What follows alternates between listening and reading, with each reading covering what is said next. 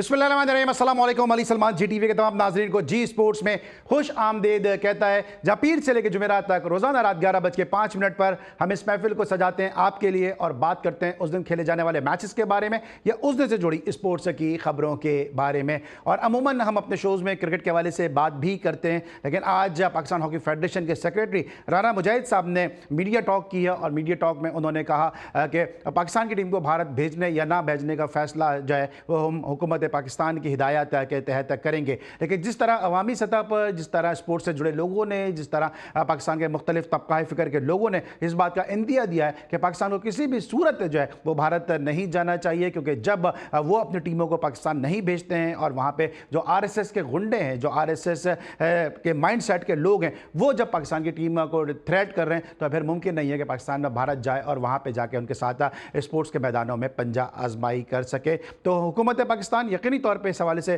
गौर व खौस कर भी रही होगी और साथ साथ जो है वो अपने खिलाड़ियों की सिक्योरिटी को भी मद्देनज़र रखेगी कि वहाँ पे जाके भी पाकिस्तानी प्लेयर्स को किन हालात का सामना करना पड़ सकता है। हम अपने गुज़िश्ता कई शोज़ में इस हवाले से तफसील के साथ बात कर चुके हैं कि कब कब और कहाँ कहाँ पाकिस्तानी स्पोर्ट्समैन को, पाकिस्तानी प्लेयर्स को वहाँ पर मुश्किलात का सामना भी करना पड़ा। तो हम उम्मीद करते हैं कि हुकूमत पाकिस्तान जो है वो इस हवाले से ज़रूर जो है वो जल्द फैसला कर लेगी और आवाम की जो राय है, जो आवाम की सोच, उसको मद्देनज़र रखते हुए आवाम की सोच के मुताबिक और उनके जज्बात को महलूज़ खाते रखते हुए जो है वो फैसला किया जाएगा। प्राइम को मज़ीद आगे भी बढ़ाएंगे, लेकिन उससे पहले प्राइम का फॉर्मेट आज की टॉप स्टोरीज। कौमी क्रिकेट टीम T20 मैचेस की सीरीज के लिए आज रात बांग्लादेश रवाना होगी। दौरे बांग्लादेश में कौमी टीम 3 T20 इंटरनेशनल मैचेस खेलेगी। कराची में जारी स्किल्स एंड फिटनेस कैंप में खवातीन क्रिकेटर्स की भरपूर practice. Head coach Mohammad Waseem की निगरानी में बैटिंग, बॉलिंग और फील्डिंग स्किल्स बेहतर करने के हवाले से वुमेन क्रिकेटर्स को ट्रेनिंग दी गई।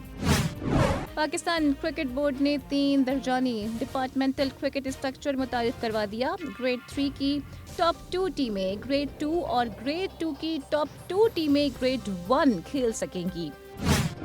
ऑस्ट्रेलिया ने तीसरे टेस्ट मैच में वेस्टइंडीज को सिर्फ 2.5 दिन में शिकस्त देकर 3 मैचेस की सीरीज में क्लीन स्वीप कर लिया। एशिया कप के लिए भारत जाने से मुतालिक फैसला वजीर आजम करेंगे। जो हुकूमत फैसले करेगी हम उनके साथ खड़े हैं। Secretary Pakistan hockey federation Rana Mujahid. और Khyber Pakhtunkhwa junior squash championship Peshawar में शुरू हो गई। चैंपियनशिप का इफ्तिताह साबिक आलमी चैंपियन जान शेर खान ने किया। 3 मुख्तलिफ जूनियर कैटेगरीज में 160 से जायद खिलाड़ी हिस्सा लेंगे।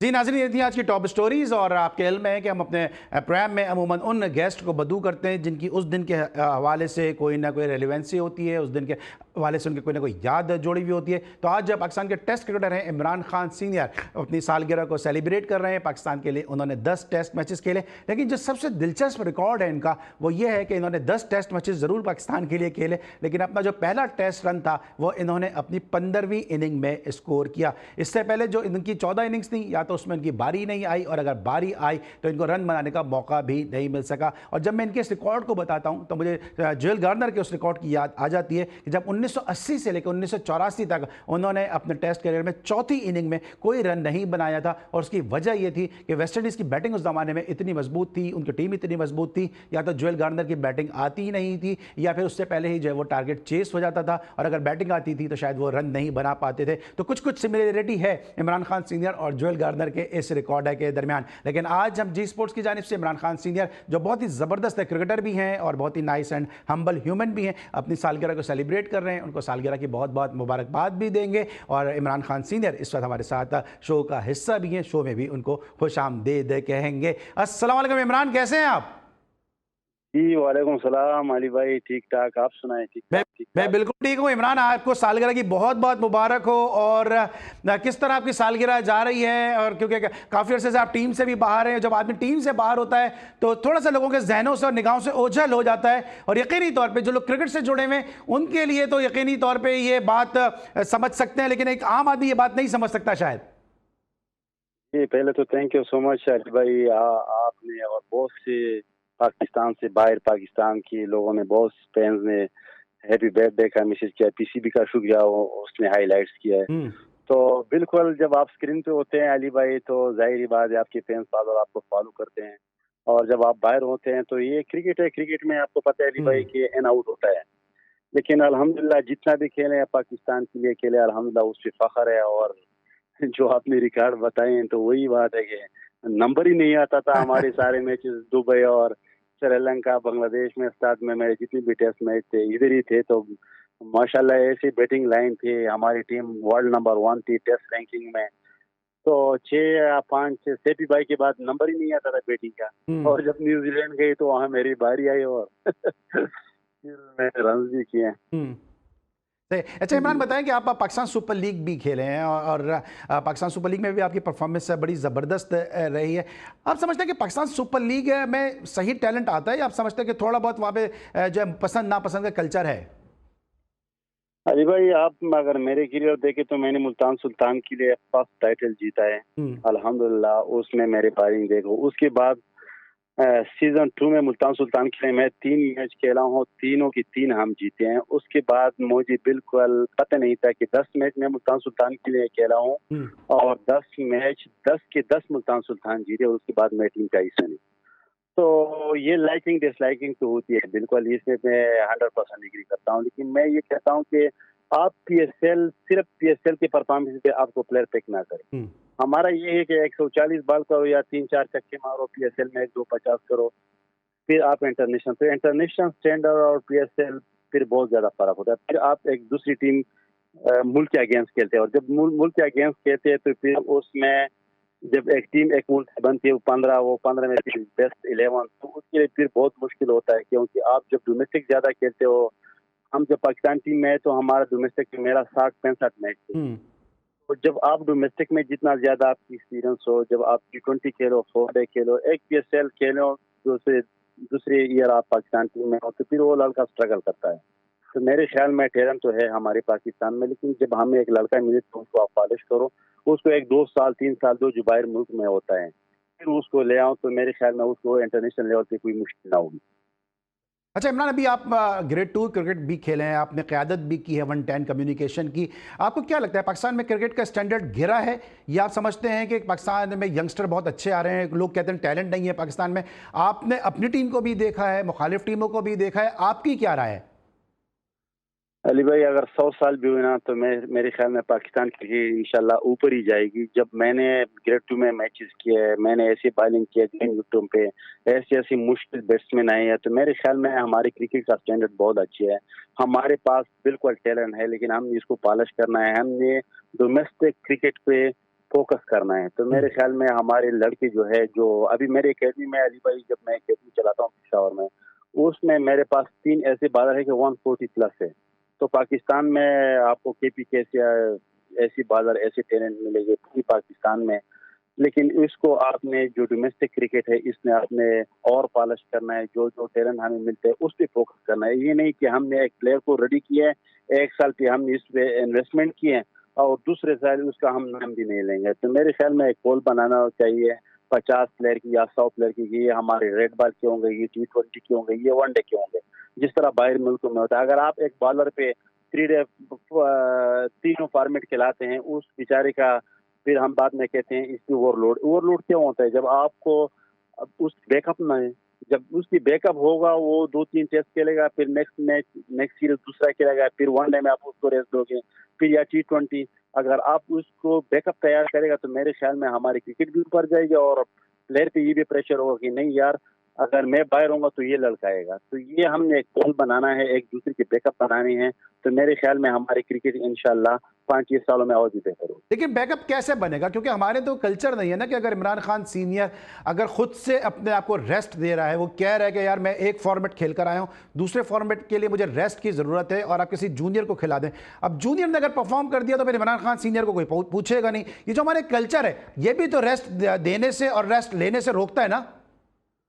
यही तो मसला है ना अली भाई, यही तो मसला है। ये तो कह रहा हूँ कि अगर एक सीनियर प्लेयर वो खुद ये चाह रहा है कि मैं नेक्स्ट सीरीज से मैं रेस्ट कर रहा हूँ, अगर यंग ने परफॉर्मेंस किया वो रन यंग आप बाहर ना करो, वो अपने साथ लेके जाओ, उसको ए में रखो, उसको एनसीए में रखो, उसको और पॉलिश करो। अगर हम ये कहते हैं कि चलो हम यंग मिल गया, तो अब मेरे साथ क्या हुआ, हमें हमारे पास आया शाहीन आया, नसीम आया, मूसा खान आया, ठीक है, हम मैं टेस्ट 10 टेस्ट का काबिल नहीं था जिस तरह मेरे परफॉर्मेंस थे। बिल्कुल सही, मेरी 392 विकेटें हैं आपकी फर्स्ट क्लास में। मैं 50-60 टेस्ट खेला।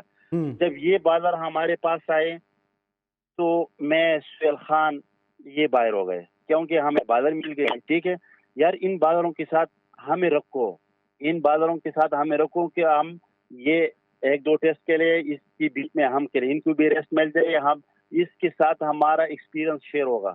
जब हम दोनों बाहर हो गए, नेक्स्ट ईयर मोहम्मद अब्बास बाहर हो गया।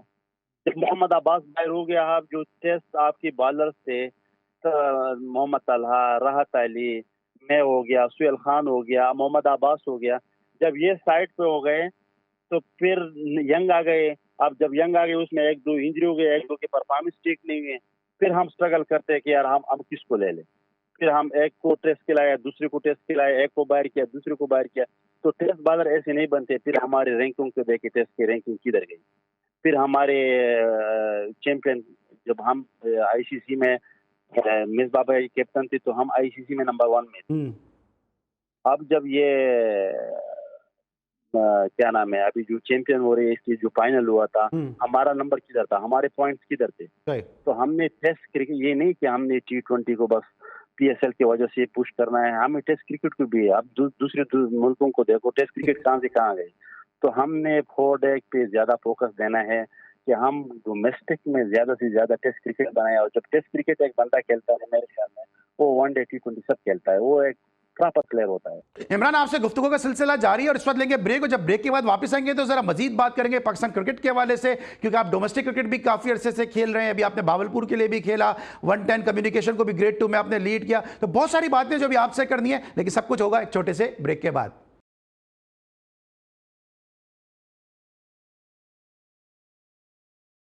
Welcome back after the break. Imran Khan senior हमारे साथ मौजूद हैं, बर्थडे बॉय। और इमरान से हम जानेंगे जरा पीएसएल के हवाले से। इमरान, पीएसएल क्या आपके ख्याल में, क्या पीएसएल से पाकिस्तान क्रिकेट को फायदा हो रहा है या नुकसान हो रहा है? नुकसान तो नहीं हो रहा है, फायदा हो रहा है, क्योंकि फाइनेंशियली भी और प्लेयर के लिए भी। लेकिन नहीं, अब जब अगर टीमें पीएसएल से बन रही हैं, फर्स्ट क्लास को, ग्रेड 2 को कोई देख ही नहीं रहा, क्योंकि टीम तो पीएसएल से बन रही है। यही तो मैं कह रहा हूँ कि अली भाई, आप पीएसएल के, मैंने पहले कहा कि पीएसएल की परफॉर्मेंस के आप प्लेयर, एक पीएसएल की परफॉर्मेंस से आप प्लेयर को पाकिस्तान टीम में मत ले आए। आप डोमेस्टिक क्रिकेट को ज्यादा तरजीह दे, क्योंकि डोमेस्टिक क्रिकेट ने बड़े बड़े स्टार बनाए। पहले ये पीएसएल नहीं था, अब पीएसएल स्टार्ट हुआ। पहले पीएसएल नहीं था तो हमारी क्रिकेट कहाँ थी। अब पीएसएल स्टार्ट हुआ, पीएसएल में बिल्कुल हमारे पैसा भी आ गया, प्लेयर को सपोर्ट भी मिल गया। लेकिन पीएसएल के परफॉर्मेंस पे, एक सीजन के परफॉर्मेंस पे अगर प्लेयर को आप लेके 140 किए या उसने 1-2 मैच में अच्छी परफॉर्मेंस किया, और फिर जब पूरा साल 2-3 साल एक बंदा ख्वार होता है डोमेस्टिक में, तो टेस्ट क्रिकेट अलग है, T20 अलग है। टेस्ट क्रिकेट में आपने डोमेस्टिक में एक बॉलर पूरा 10 मैच खेले तो उनको पता चलता है हर कंडीशन का, उनकी बॉडी का, उनकी स्पेल्स का। फिर जब दूसरा साल खेलता है, वो 50-60 आउट करता है तो उसके लिए मेहनत करता है। जब वो पाकिस्तान टीम में आता है तो उसके लिए कोई मुश्किल नहीं होती है। लेकिन जब एक साल मिसाल की डोमेस्टिक की T20 या पीएसएल की T20 से आप उसको टेस्ट में ले आते हैं तो उसके परफॉर्मेंस फिर आपके सामने होते हैं। सही। अच्छा, आप समझते हैं कि कहीं ना कहीं जो है, ये जिस तरह अपने बॉलर्स के नाम गिनवाए, ये जो हमारे कल्चर आ गया कि 150 प्लस बॉलर ही हमें चाहिए, उससे आप जैसे बॉलर, इमरान खान जूनियर हुए या मोहम्मद अब्बास जैसे बॉलर हुए, या ऐसे बॉलर जो अपनी सीम और स्विंग पे भरोसा करते थे, वो उनका वेपन होता था, उनको बड़ा नुकसान हुआ और हम 150 के चक्कर के अंदर अपने प्राइम बॉलर से महरूम रह गए। यही तो कह रहा हूँ कि अली भाई, अगर आप 150 की चक्कर में जाते हैं तो आपकी टेस्ट क्रिकेट कभी भी अच्छी नहीं हो। टेस्ट क्रिकेट वो बॉलर जितवाते हैं जो लॉन्ग स्पेल करता है और जो स्विंग करता है, जो सुबह से शाम तक 4-5 स्पेल करता है। आप बेशक लग दे उनके साथ 140 प्लस वाला एक बॉलर, लेकिन जो 2 बॉलर होते हैं और रिदम वाले बॉलर होते हैं, वो अगर आप एक बॉलर को 1 डे T20 टेस्ट सारे खिलाते हैं, उसकी टेस्ट क्रिकेट में भी परफॉर्मेंस नहीं, क्योंकि उसकी बॉडी थक जाती है, उनका वोश नहीं होता है, वो रन अप लेता है। अब एज ए बॉलर अली भाई, ये एक चीज है कि मैं एक बॉलर बॉलिंग करता है, ठीक है, मैं उसको कैसे समझता हूँ, कर सकता हूँ, वो रन अप में वो ये जोर लगाता है, लेकिन उसका जो बॉल का शेप है, वो जो स्विंग करता है, वो जो रिवर्स स्विंग है, उसका जो बॉल का जो जिप है, वो ज्यादा थकावट की वजह से वो चीज नहीं होती। लेकिन जब एक बॉलर रेस्ट करता है और उसके बाद वो आता है, तो उसका वो शेप, जिस तरह मिचेल स्टार्क है, उसकी बॉलिंग देखो, वो जो वापस आता है। अब बुमराह ने लास्ट टेस्ट में 5 आउट किए, लेकिन दूसरे टेस्ट में उसने रेस्ट किया। उसने रेस्ट ही नहीं किया कि वो इंजरी था या था, उसने ये किया कि जब मैं एक वीक रेस्ट करूंगा और जब फिर नेक्स्ट टेस्ट में आऊंगा तो मेरी इस बॉलिंग से और भी ज्यादा बॉडी लगेगी। सही। तो वो हमारा प्रीमियम है, नसीम शाह हो गया, शाहीन हो गया, हारिस रऊफ हो गया, ये जो 4-5 बॉलर ये हमारे प्रीमियम बॉलर हैं। इसमें हमने सोच समझ के इस्तेमाल करना है। हमारे आगे वर्ल्ड कप आ रहे हैं, एशिया कप आ रहे हैं, तो इन बॉलर का हमने केयर करना है कि इसको हमने कैसे यूज करना है। सही। ठीक है। अच्छा, आप क्योंकि आपका केपी से ताल्लुक और केपी से बड़ा ज़बरदस्त टैलेंट आ रहा है, ये एहसान उल्लाह के साथ क्या मामला है? इनके साथ कोई नफसियाती मसला है या इनका कोई ये बचपना है, इनको मेंटोर की ज़रूरत है? क्योंकि आप जैसा फास्ट बॉलर वहाँ मौजूद है, वजातुल्लाह वास्ती जैसा क्रिकेटर वहाँ पे मौजूद है, वहाँ पे रियाज आफरीदी जैसा प्लेयर कोच और प्लेयर मौजूद है, वहाँ पे अरशद खान जैसे लोग मौजूद हैं। मसला क्या, इनको कोई समझाने वाला नहीं है? आपको खुद क्या लगता है, आपने इनके साथ टाइम गुजारा होगा? यार अली भाई, अगर बंदा ऊपर एक अच्छी लेवल पे क्रिकेट खेलता है और एकदम वो नीचे आता है तो बिल्कुल ऑटोमेटिकली वो तो डिप्रेशन में तो जाता होगा। तो ये है कि हमने उनको मैसेज भी किया, कॉल भी किया, और ये है कि वो मेंटली ये क्रिकेट की वजह से उसको थोड़ा मसला हुआ है कि यार मैं कहाँ था, अब मेरा बिल्कुल वो बॉलिंग ही नहीं हो रही है। लेकिन सब उसको समझा रहे हैं। एज ए सीनियर प्लेयर मैंने भी उसको मैसेज किया है, और जब तक उसको दोबारा क्रिकेट में नहीं आए तो ये मेरे ख्याल में उसके साथ ये मसला होगा। क्योंकि आप जब एक 150 से आप 130 और 25-30 पे आते हैं और फिर आपको मिसाल के डोमेस्टिक भी नहीं मिल रही है, तो बैड लक तो उनके साथ हुआ है। लेकिन अब ये है कि उसके लिए हम दुआ कर सकते हैं, क्योंकि ये ऐसी चीज है कि बड़े बड़े बाल उससे महरूम हुए हैं। जाहिद मोहम्मद 160 पे बाल करता था, लेकिन क्लीन गए तो बेचारा कहाँ से गया। लेकिन ये क्रिकेट के साथ होता है, उसको खुद ही आपको स्ट्रांग करना होता है। और उसने सोशल मीडिया से तो हट के अपने क्रिकेट पे, अपने फोकस पे और अपनी इंजरी पे फोकस करना है। तो मेरे ख्याल में हम उनको उसके लिए सिर्फ दुआ कर सकते हैं। ठीक है। अभी आपका 110 की, जिस तरह मैंने कहा ग्रेड 2 में कप्तानी भी आपने की है, खुद आपकी अपनी टीम में कोई ऐसे प्लेयर जो आप समझते हो, या मुखालिफ टीम में ऐसे प्लेयर हो कि जो आप समझते हो, क्योंकि एक अरसे से आप डोमेस्टिक खेल भी रहे हैं, बड़ी बड़ी टीमों को आपने रिप्रेजेंट भी किया है, कि कितना टैलेंट है पाकिस्तान में? क्योंकि मास सदाकत का भाई भी शायद आपकी टीम में था। बिल्कुल, मां सदाकत वहाज एक जबरदस्त प्लेयर है कराची का। जिशान जमीर, जिस तरह उसने इंजरी की बात कम ब्रेक किया मेरे ख्याल में, तो कराची की जितनी भी 110 कम्युनिकेशन कराची की, तो एहसान अली भी शायद आपकी टीम में थे। एहसान अली तो माशाल्लाह उसने जिस तरह इनिंग्स खेले है और जिस तरह उसने एज ए सीनियर प्लेयर, मैं और वो ऐसे सीनियर प्लेयर थे कि हमने टीम को आगे लेके चलना था, तो वो मेरे साथ वाइस कैप्टन भी था और उसने जिस तरह ग्रीन विकेट पे इनिंग्स किए, तो मेरे ख्याल में अली भाई बहुत ज्यादा टैलेंट है हमारे। और जिस तरह भी माशाल्लाह पीसीबी ने जो डोमेस्टिक स्ट्रक्चर यहाँ से आप 13 से लेके स्कूल क्रिकेट, क्लब क्रिकेट, ये जितने मैचेस कर रहे हैं, तो मेरे ख्याल में प्लेयर को खुद फिट करना होगा। और जब प्लेयर फिट होते हैं और इतने मैचेस मिलते हैं तो उनको परफॉर्म करना, और जो परफॉर्म करता है माशाल्लाह पीसीबी उनको चांस देता है। और चांस ऊपर के लेवल पर जब आपको मिल जाए तो प्लेयर और भी एफर्ट करता है, मेहनत करता है। अभी 8 टूर स्टार्ट हो गए, 19 टूर के हैं, एकेडमीज लग रही हैं, तो क्रिकेट बहुत ज्यादा हुआ है। बस सिर्फ प्लेयर अपने क्रिकेट पे फोकस करें और जितना ज्यादा फिट रखें। मेरे ख्याल में क्रिकेट एक वाइज चीज है जिसमें आप फिट हो तो आप अच्छा परफॉर्म दे सकते हैं। ठीक है। अच्छा, अभी आपने अपना क्या मुस्तकबिल सोचा है? क्या कमबैक का सोच रहे हैं, कोचिंग में जाना चाह रहे हैं? आपने खुद अपने लिए क्या अब गोल सेट किए हैं? नहीं, कमबैक तो माशाल्लाह अभी यंगस्टर आ रहे हैं, और अभी हम सिर्फ ये डोमेस्टिक क्रिकेट खेलेंगे और हम फ्रेंचाइज क्रिकेट खेल रहे हैं। और इंशाल्लाह अली भाई 1-2 साल में देखते हैं, फिर आपने कि जिस चीज में आते हैं फिर आगे डिसाइड करते हैं। अभी लेवल 2 किए पीसीबी से, इंग्लैंड से भी किए, लेवल 1 भी किया, पाकिस्तान से लेवल 2 भी किया। लेकिन ये है कि 1-2 साल देखते हैं, और उसके बदले मेरे बेस्ट विशेस है अपने यंगस्टर के लिए। अभी हम यंगस्टर को सपोर्ट करेंगे इंशाल्लाह। अपनी एकेडमी उसको रन कर रहा हूँ, और जो मेरे पास टैलेंट आ रहा है और जो मैं उनके साथ खुद काम कर रहा हूँ, तो मैं ये कोशिश हूँ कि मैं पाकिस्तान को ज्यादा से ज्यादा टैलेंट दूँ। हाँ, क्योंकि इस सवाल इसलिए कि अभी 110 की मैं बात कर रहा हूँ, फिर आप भावलपुर से भी खेले, वहाँ पे गुलाम अली आपके कोच थे, अभी गुलाम अली शाहीन की टीम को भी लेकर जा रहे हैं, तो आपने तो सब ग्राउंड पे भी देखा है कि कैसा पाकिस्तान के अंदर टैलेंट है।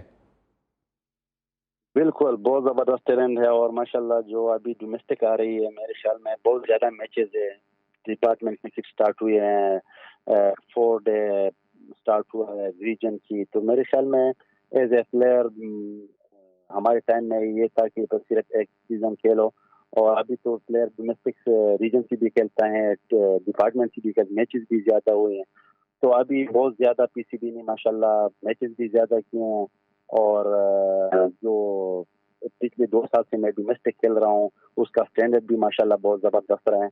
तो मेरे ख्याल में प्लेयर को सिर्फ फिट और अपने क्रिकेट पे फोकस रखना चाहिए, और यही प्लेयर, यही यंगस्टर इंशाल्लाह पाकिस्तान के लिए अच्छा सकता है। अच्छा, मुझे एहसास है कि इस वक्त आप मसरूफ, ये 2-3 सवाल क्विकली करूंगा कि सलमान आगा को तीनों फॉर्मेट में कप्तान बनाने की बात की जा रही है। ये फैसला आप समझते हैं सही है कि सलमान आगा को तीनों फॉर्मेट का कप्तान बना दिया जाए, या आप समझते हैं T20, वनडे और टेस्ट के अलग अलग कप्तान होने चाहिए?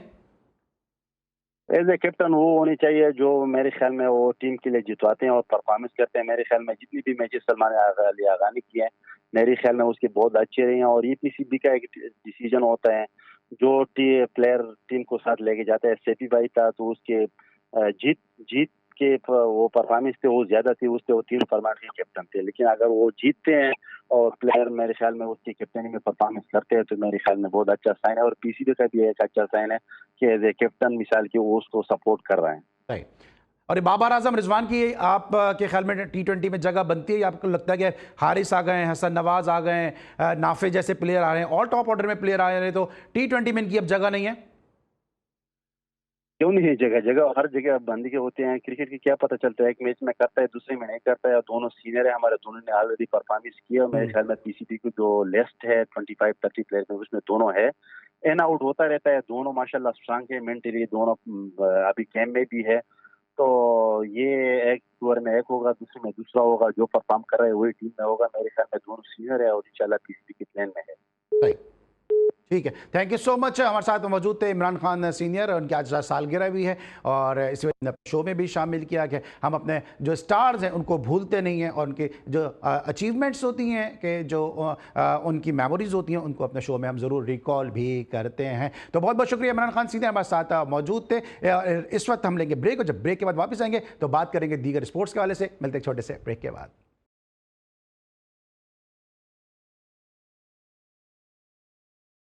Welcome back after the break. और ब्रेक पर जाने से पहले हमारे साथ मौजूद थे birthday boy Imran Khan senior. अब हम बात करेंगे हॉकी के मामलात के हवाले से। आज पाकिस्तान हॉकी फेडरेशन के सेक्रेटरी राना मुजाहिद साहब ने मीडिया टॉक की है, और उसमें उन्होंने क्या कहा, पहले वो सुनते हैं। इसका फैसला प्राइम मिनिस्टर साहब ने करना है। जब प्राइम मिनिस्टर साहब फैसला कर देंगे हम आपको बिल्कुल बता देंगे, और हमने अपना डिसीजन यही दिया है। पाकिस्तान हॉकी फेडरेशन जो हुकूमत कहेगी उस फैसले को मनोवान कबूल करेगी, और उस फैसले के हैसियत से ही आगे बढ़ेंगे। ये सब अभी अफवाहें हैं, सब बातें हैं। पाकिस्तान गवर्नमेंट ने अभी कोई फ़ैसला नहीं किया।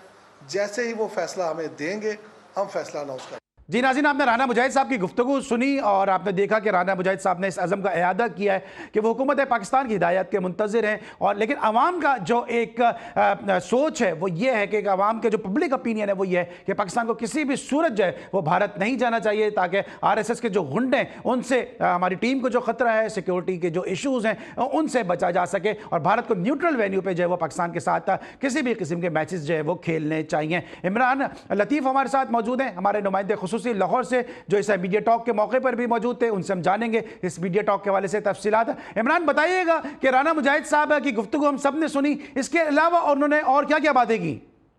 बिल्कुल, राना मुजाहिद ने बिल्कुल साफ कहा कि पाकिस्तान की हमेशा पाकिस्तान खेलों के हक में रहा है और पाकिस्तान की टीम जाके भारत में खेलती रही, मगर अब क्योंकि पाक भारत सूरत की कशीदगी में जो हिंदू तंजीमों की जानिब से पाकिस्तान के खिलाड़ियों को धमकियां दी जा रही है, तो इस हवाले से हुकूमत पाकिस्तान ने कोई फैसला करना है। क्योंकि उनका कहना है कि न्यूट्रल वेन्यू पर भी अगर हुकूमत कहेगी तो हम बात इंटरनेशनल हॉकी फेडरेशन से करेंगे। ताहाल अभी तक हुकूमत की जानिब से कोई हिदायत जारी नहीं की गई। इसके साथ साथ उनका मजीद कहा कि अगर हुकूमत उनको कहेगी कि न्यूट्रल वेन्यू पर खेलना है तो बात करेंगे। दूसरे इसके साथ साथ जो वाजिबात के हवाले से राना मुजाहिद का कहना था कि खिलाड़ियों के वाजिबात पर बात करते हुए कि सेक्रेटरी हॉकी फेडरेशन ने कहा है कि सिर्फ नेशंस कप और अंडर 18 एशिया कप के वाजिबात बाकी हैं, बाकी तमाम अदायगियां मुकम्मल की जा चुकी हैं। उन्होंने ये भी कहा कि राना सनाउल्लाह जल्द और इन वाजिबात की अदायगी के मसले पर भी हल करवाएंगे। साथ साथ राना मुजाहिद का कहना था कि पाकिस्तान स्पोर्ट्स बोर्ड से मुतालबा करते हैं कि वो जो प्रो लीग और सालाना बजट को लहदा रखा जाए, जिससे अलग मीटिंग की जाए। राना मुजाहिद ने इस बारे में कहा कि प्रो लीग एक हसास मामला है।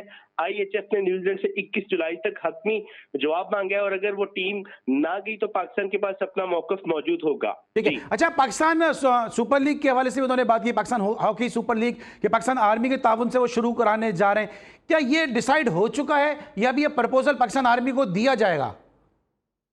मुजाहिद जो सेक्रेटरी है पाकिस्तान हॉकी फेडरेशन के, उनका कहना था कि कामयाबी से पाकिस्तान आर्मी की जानिब से सपोर्ट की जा रही है हॉकी को, खासतौर पे जो नया टैलेंट सामने लाने के हवाले से उनका कहना था कि उनकी पेशरफ सबके सामने है, नुमाया है, कई अच्छे खिलाड़ी हैं जिन्होंने जाके जूनियर एशियन कप में परफॉर्म किया। इसके साथ उनका कहना था कि जो पाकिस्तान की हॉकी 18वें से 12वें नंबर पर आई है, तो इसमें जो आर्मी की कोलैबोरेशन है, ताउन और नया टैलेंट आने से खिलाड़ियों की सलाहियत उजागर की है। इसके साथ उनका कहना था कि वो हम ख्वाहिश रखते हैं कि मुस्तकबिल में जल्द कुछ ऐसी लीग का इस्तेमाल किया जाए जिसमें हॉकी की मुकाबले मुनक्किद होंगे। इस हवाले से बाकायदा तौर पे आर्मी से मामलत की जाएगी, पाकिस्तान स्पोर्ट बोर्ड से मामलत की जाएगी, ताकि ये पूरे मुल्क में मुकाबले मुनक्किद किए जा सके। ठीक है, साथ साथ उन्होंने ये भी कहा है कि जो लोग उनके खिलाफ तनकीद कर रहे हैं, गलत खबरें फैला रहे हैं, उनके खिलाफ वो नोटिस देंगे, कानूनी चाराजोई करेंगे। बिल्कुल, उन्होंने कहा कि किसी भी किस्म की हम जो क्या सराइयाँ करने वाले अनासर हैं उनका कला कमा करेंगे, उनके अब कानूनी कार्रवाई की जाएगी, क्योंकि अब जो पाकिस्तान की जो खास तौर पे जो खिलाड़ियों के वाजबात को लेकर और दीगर नुकात को लेकर जहाँ पर जो परेशानियों को उजागर किया जा रहा था, तो राना मुजाहिद ने साफ कहा कि अब उनके खिलाफ कानूनी कार्रवाई करेंगे, और ताकि किसी भी किस्म के ऐसे अनासर जो पाकिस्तान के या हॉकी का नाम बदनाम करें उनको हम काबू कर सकें। ठीक है, आपका क्या ख्याल है कि कब तक ये फैसला सामने आ जाएगा कि भारत जाना चाहिए या नहीं जाना चाहिए? जी बिल्कुल, अली सलमान इस हवाले से जो वफाकी वजारत है उसकी जानिब से भी और जो पाकिस्तान हॉकी फेडरेशन के जो हुकाम है इस हवाले से बाकायदा तौर पे बातचीत चल रही है। वज़ीर-ए-आज़म पाकिस्तान इसका फैसला करेंगे, तमाम जो स्टेक होल्डर्स को शामिल करके हतमी फैसला सामने आया कि पाकिस्तान जो बज़ाहिर लग यही रहा है, जो आज की जो उनकी प्रेस टॉक भी हुई है कि जो न्यूट्रल वेन्यू है शायद उसका प्रपोजल दिया जाए जो जूनियर एशिया कप के हवाले से और जो वर्ल्ड कप होने जा रहा है हॉकी का, तो लग ये जा रहा है जो खेलों के मुबस्सरीन भी हैं, जो हमारे जो स्पोर्ट्स साथी भी, उनके यही ख्याल है कि न्यूट्रल वैल्यू पर पाकिस्तान की जानिब से हो सकता है कि सजेशन दी जाए भारत के साथ खेलने के लिए। ठीक है इमरान, वैसे आपकी कोई राना मुजाहिद साहब से बात हुई है इस हवाले से कि आप कैसे मुजाहिद हैं कि जो मीडिया के सामने ही नहीं आते और मीडिया आपका केस लड़ रहा है, मीडिया पाकिस्तान हॉकी फेडरेशन की बातें जो है वो जरूर जो है वो दुनिया के सामने ला रहा है, लेकिन राना मुजाहिद साहब न जाने कैसे मुजाहिद हैं कि वो पिछली सफ़ों में छुप जाते हैं? बिल्कुल, हॉकी की अगर अली सलमान बात करें यही सूरत हाल है। राना मुजाहिद साहब उस तरह से मीडिया के सामने मीडिया ओरिएंटेड भी नहीं है, बहुत कम आते हैं, बहुत ही कलील गुफ्तगू होती है उनकी और टू दी पॉइंट बात करते हैं। कुछ ऐसा लगता है कि उनको खुद भी चीज़ों का इल्म नहीं होता, हमेशा से अपने सदर को डिफेंड करते हैं, मगर आज जो आए आज भी उन्होंने टू दी पॉइंट नबी तुली गुफ्तगू करने की कोशिश की। कोई उनके पास ज़्यादा मालूमात भी लग नहीं रही थी, जो उनकी स्टेटमेंट जिनको जिस तरह उनको बताया गया था उस तरह आगे दिया।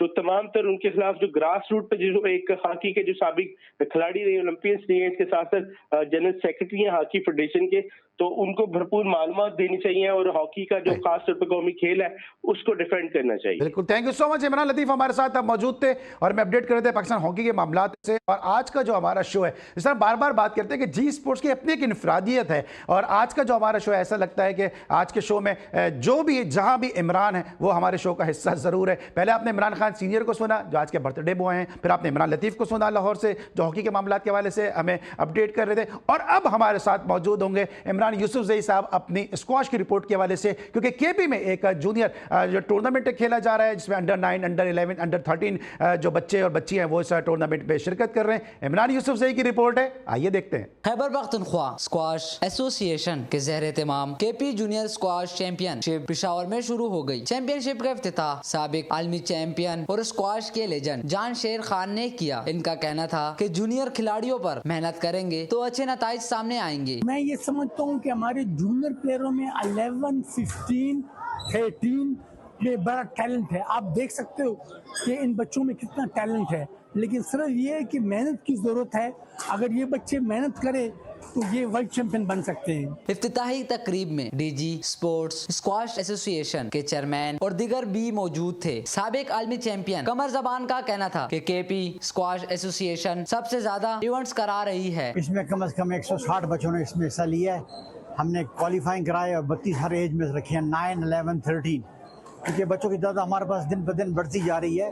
खैबर पख्तूनख्वा स्क्वाश एसोसिएशन का जो प्लान था, जो एम था, अल्हम्दुलिल्लाह हम उसमें कामयाब हो रहे हैं। केपी जूनियर चैंपियनशिप में अंडर 9, अंडर 11 और अंडर 13 कैटेगरीज शामिल है। जूनियर खिलाड़ियों में किट्स भी तकसीम की गई। Imran Yousafzai, GTV news, Peshawar.